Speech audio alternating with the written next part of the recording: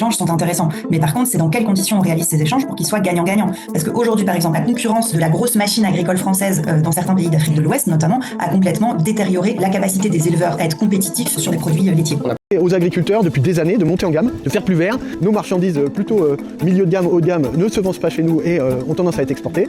Et en contrepartie, les marchandises d'entrée de gamme sont importées d'Amérique du Sud, d'Ukraine, etc. Un rapport sur la souveraineté alimentaire, rédigé cette fois par le mouvement Terre de Liens. Il décrit cette situation d'importation-exportation comme absurde et indique qu'elle s'explique par la montée en puissance de l'industrie agroalimentaire et de ses besoins en produits bruts importés, et par l'insertion de l'agriculture dans le commerce international. On peut faire ça pour vendre au plus offrant un produit et en parallèle chercher à acheter le moins cher possible. L'agriculture, elle a été mise en compétition au niveau mondial à travers la politique agricole commune déjà. Tous nos intervenants, que ce soit les assurances, les constructeurs de bâtiments, ils ont tous suivi l'inflation et nous on est resté sur un prix mondialisé. Au rayon frais, la grande majorité des beurres est d'origine française. Par contre, le beurre qui va rentrer dans les produits transformés, là on tombe à moins de 50%. Parce qu'à un moment, il y a un intérêt économique de l'industrie agroalimentaire. Sur la poudre de lait, c'est la même chose. Sur le sucre, c'est la même chose. Voir lequel, en plus, peut y avoir un problème de qualité. Là, on a une vraie progression. Finalement, de ces importations, ça va au final permettre vraiment de vendre moins cher aux consommateurs ou de le vendre au même prix mais faire plus de marge. On va revenir à notre assiette et essayer de faire le bilan de tout ça.